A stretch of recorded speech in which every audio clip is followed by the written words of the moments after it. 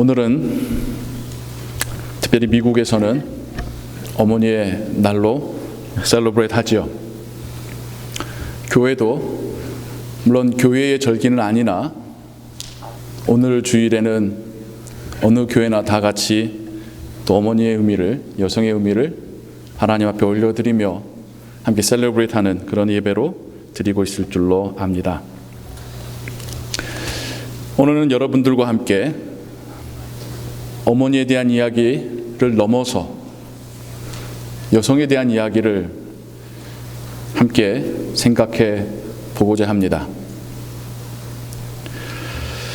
모르겠어요. 제가 조금 예민하게 생각하는지는 모르겠으나 때로는 이 어머니 날을 기념하는 셀러브레이트 하는 주일에 희생적인 어머니에 대해서 막 이야기하면서 어머니들은 나 고생했던 거 이렇게 알아주시는구나 라고 해서 감동의 눈물도 흘리곤 하시지만, 물론 또 그런 의도도 아니었겠습니다만은 이상하게 저한테는 느껴지는 게 그러니까 앞으로도 계속 희생해 주세요. 계속 어머니로 남아주세요. 라고 하는 무언의 압력을 가하는 것 같은 느낌을 좀 지울 수는 없었어요.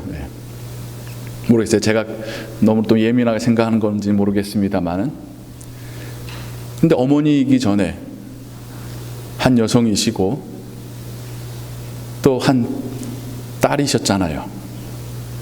성경에서 이러한 여성에 대하여서, 어머니에 대해서, 아내에 대해서 어떻게 말씀하시는지, 하나님의 딸로서 하나님은 어떻게 보고 계시는지, 그렇게 한번 그런 주제로 말씀을 생각해 보기를 원합니다. 지난주 연일 뉴스에 화제가 되었던 것 중에 세계 2위, 3위 정도 되는 부유한 가정이 결국에는 27년 정도에 대한 삶을, 결혼 생활을 마치게 되었다라고 하는 뉴스가 여기저기에서 들려왔습니다. 보통 부부가 아니니까 그렇게 뉴스거리가 되었겠지요. 그러면서도 또 한편으로는 저렇게 누리고 살았을 텐데 또 선행도 많이 했으니까요. 왜 그랬을까? 물론 그 부부에 대한 이야기를 더 하고 싶은 건 아닙니다만은 한 가지 단어가 제 눈길을 사로잡았습니다. 부부가 같이 성장할 수 없더라. 함께 성장해야 되는데 아내가 남편의 조력자 정도밖에 되지 않는 상황에서 결국에는 중대한 결심을 내리게 되었다라고 하는 그런 암시적인 의미이죠. 부부가 함께 성장해야 되는데요. 성경에서는 어떻게 말씀하실까? 물론 남편과 아내에 대한 이야기의 시작은 창세기에서 우리가 발견할 수 있지요. 하나님께서 이 세상을 만드실 때에 마지막에 가정을 만드시며 남편과 아내로서 가정을 이루게 하시고 한 몸이 되게 하셨다라는 이야기로 하나님의 이 긴 스토리가, 큰 스토리가 시작되고 있습니다. 그래서 우리는 거기에서 하나님께서 생각하시는 여성의 역할에 대하여서 찾으려고 노력하지요.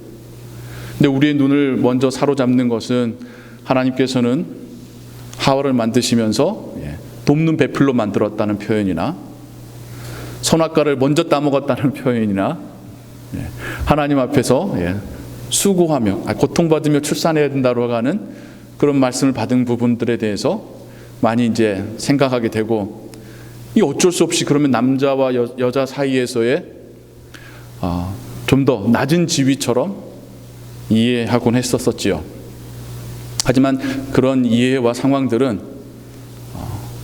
고대 근동이나 우리가 태어나고 자랐었던 한국의 예전의 사회적인 문화의 영향을 많이 받았다는 점들을 우리가 기억해야 합니다. 돕는 배필이라고 하는 돕는 그 단어를 먼저 좀 생각을 해볼까요? 구약 성경에 많이 나오는 단어는 아니랍니다. 그 원어가요. 한 19번 정도 나오는데 그 19번 중에 한 15번은 하나님께서 사람을 도우실 때에 쓰이는 단어로 사용되고 있습니다. 나머지 4개도 왕이 신하나 백성을 도울 때, 군대가 공격받고 있는 자를 도울 때에 이 단어가 쓰여지고 있더랍니다. 구약 가운데 돕는다라고 하는 표현을 쓰여진 이 에제르란 단어가 그 모두가 하나님이나 더 힘이 있거나 능력이 있는 자가 도움이 필요한 자에게 그 도움을 베풀고 있는 상황 가운데 쓰여지고 있습니다. 하나님께서 남자와 여자를 만드시는 상황에 대해서 한번 생각해 볼까요? 남성 위주의 관점에서는 제가 페미니스트도 아니고 여성분을 막 띄워드리려고 하는 이야기가 아닙니다. 단서를 먼저 달면서 설명을 드리겠습니다. 저는 최대한 중립적으로 설명을 드리려는 겁니다.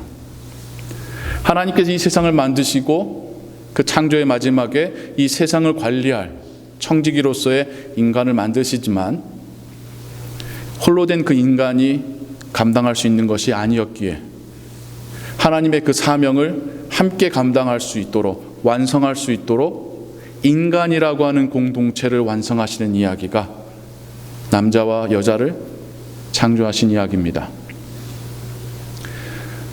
남자가 한 80%가 있는데 부족한 20%를 채우기 위해서 여자를 만든 것이 아니라 인간에게 맡기신 사명을 완수하게 하시려고 하나님의 도움의 채널로서 하나님은 남자와 여자를 만드시고 그들이 가정을 이루게 하시고 그들에게 주셨던 창조의 명령, 생육하고 번성하여 땅에 충만하고 정복하고 다스리라고 하는 그 명령을 이룰 수 있도록 남자와 여자를 만드신 것입니다. 어느 한쪽에서 하나님의 그 명령을 감당할 수는 없는 상황인 거죠. 함께 할 때에 하나님의 그 사명이 이 땅 가운데 이루어져 가게 되는 것이죠. 그러면서 여성에게는 출산의 역할을 맡기셨습니다. 왜 여성이 출산을 하게 됐는지 알 수는 없으나 하나님의 뜻이니까요. 근데 이렇게 한번 생각을 해보게요. 하나님께서 인간에게 맡기신 생육하고 번성하여 땅에 충만하고 다스리고 이 명령을 준행해 감에 있어서 어머니의 출산이 차지하는 역할은 어느 정도이겠습니까? 너무 중요하지 않습니까? 여성의 그 출산이 하나님의 명령을 이루어감에 있어서 너무나도 중요합니다. 심지어 남자와 여자가 하나님 앞에 죄를 범하였고 에덴 동산에서 쫓겨나는 상황 가운데서도 하나님은 하와에게 이렇게 말씀하십니다. 여자의 후손이 뱀의 머리를 상하게 하리라. 남자의 후손이나 남자의 씨가 라가 하지 않고 여자의 후손이 사단을 그 권세를 물리치리라. 메시아에 대한 예언이신데 유독 왜 여자의 후손으로 말씀하셨을까? 우리의 문화 속에서는 자녀들을 남자의 소유처럼 여기잖아요. 남자가 낳았다. 그 남자의 씨다. 하나님은 후손들을 여자의 자손이라고 부르고 계십니다. 물론 특별히 메시아에게 대해서만 그렇게 불렀다 생각할 수도 있겠죠.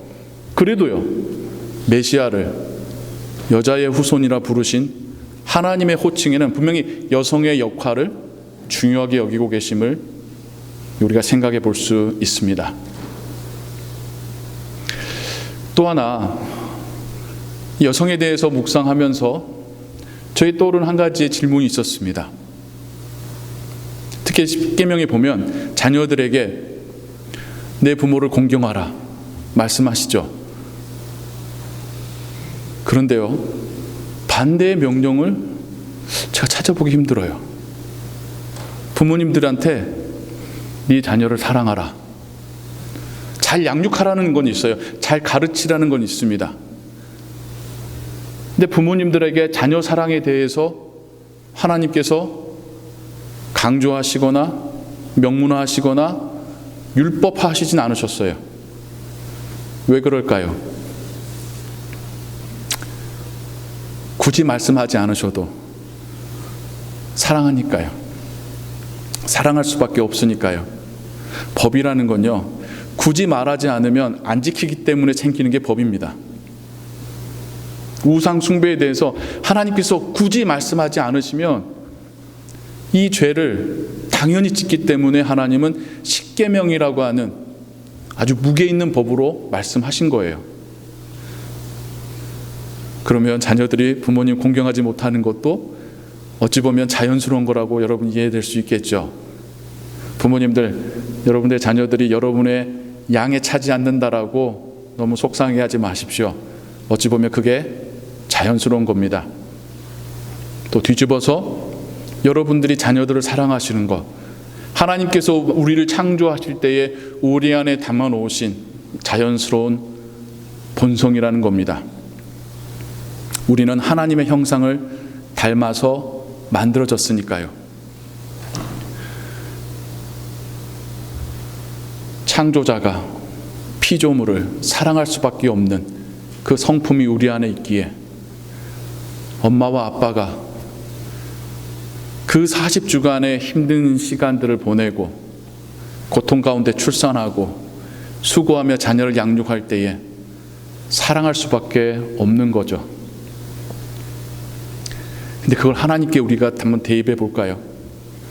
하나님께서 이 세상을 창조하시고 이 세상을 운영해 가시고 이 세상을 돌보실 때에 하나님은 더더욱 우리를 얼마나 사랑하시겠습니까? 그래서 하나님이 우리를 위하여 그 희생마저도 감당하신 것입니다. 그래서 엄마와 아빠 된 우리가 우리의 자녀를 출산하고 양육하며 그 아이를 사랑하고 그 아이를 위해서 희생할 때에 우리가 조금씩 더 하나님의 마음을 깨달아가게 되는 거죠. 구약 가운데는 여성의 이야기들이 이곳저곳에 나오고 있습니다. 하나님께 귀하게 쓰임받은 인물들의 어머니에 대한 이야기도 나오고요. 열왕기 상하에는 좋은 왕의 좋은 엄마, 악한 왕의 악한 엄마의 이야기도 나오고요. 이방인으로서 하나님의 땅에 이민 온 롯이라는 여인도 나오고요. 홀로 자신의 민족의 생명을 구한 에스더도 나옵니다. 그리고 신약에서 우리는 예수님의 사역 가운데 등장하는 여성들의 이름들을 보게 되죠. 특별히 누가복음에 보면 여성들에 대한 언급들이 많은데요. 예수님과 예수님의 제자들의 일행을 물질로서 섬긴 여성들이나 마르다와 마리아 이야기에서도 마찬가지예요. 마르다와 마리아가 예수님과 제자들의 일행을 초청하지요. 그 당시에 이렇게 누군가를 초청할 수 있는 그 호스트 역할은 남자들이 했었습니다. 그런데 예수님은 여성들의 초청에도 받아주시고 응해주시죠. 마르다는 음식 준비에 바쁩니다. 근데 마리아가 음식 준비는 하지 않고 예수님의 발밑에서 예수님의 이야기, 가르침을 듣고 있어요. 마르다가 심통이 나지요. 근데 우리는 이 상황을 열심히 일하는 여성과 일하지 않는 여성의 비교로 생각하면서 왜 예수님은 마리아를 칭찬했을까? 어떻게든 예수님이 칭찬할 수밖에 없는 이유를 만들어 보려고 이렇게 저렇게 적용을 해보곤 합니다. 그런데요, 마리아가 예수님 발밑에서 예수님 말씀을 듣고 있는 이 상황은 제자의 상황입니다. 그 당시에는요, 문화가 그랬어요. 남자들이 제자가 되고 제자가 된 남자들이 스승 밑에서 말씀을 듣는 도제 교육을 받았습니다. 여자들이 있을 곳이 아니었다라는 게 그 당시의 문화적인 관점이었습니다. 그래서 어찌 보면 마르다의 불평은 나는 일하는데 너는 왜 안 돕느냐라는 불평보다 나는 여자로서 내가 해야 될 일만 하고 있는데 너는 왜 여자에게 허락되지 않은 일을 하고 있느냐라는 불평으로 해석할 여지가 있는 거죠. 예수님의 대답은 뭐였습니까? 몇 가지만 하든지 한 가지만 택하든지 족하니라. 마리아는 자기가 원하는 것을 택했느니라. 여성으로서의 일도 중요하지만 제자로서의 그 시간을 택한 마리아를 예수님은 인정하고 계시는 것이죠.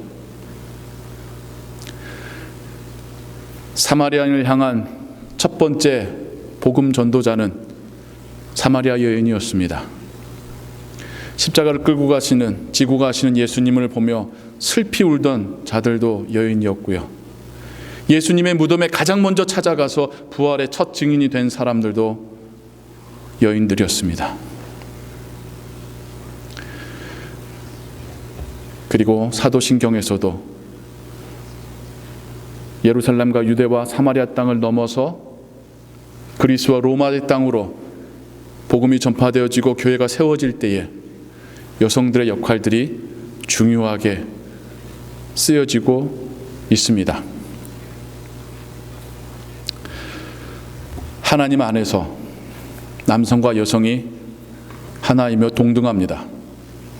어느 한쪽이 우월하다고 하는 생각은 하나님의 생각에 맞지 않습니다. 때로는 예전으로 돌아가자고 하는 그런 목소리도 듣곤 합니다. 저 개인적으로는 안타깝습니다. 이 세상의 죄악된 문화가, 남성 중심적이었던 문화를 기독교가 어린아이와 여성의, 이방인의 그 권리와 위치를 회복시키러 왔었던 그 역사였는데 어떻게 심지어 교회에서 과거로 돌아가려고 하는 그런 주장을 하고 있는 것일까요? 사도 바울의 에베소서나 고린도전서에서나 초대교회를 향하여서 남성과 여성이, 남편과 아내가 동등하며 상호적이다라는 것을 성경 우리에게 말씀하고 있습니다. 2000년이 넘어가는 교회 역사 가운데 여성도들의 역할은 지대했습니다. 그건 한국교회는 더더욱 말할 필요가 없을 정도이고요. 하나님 만드신 이 창조 세계에 사람으로 봐도 하나님은 절반을 여성으로 만드셨고, 동물과 식물도 절반은 암컷과 수컷입니다.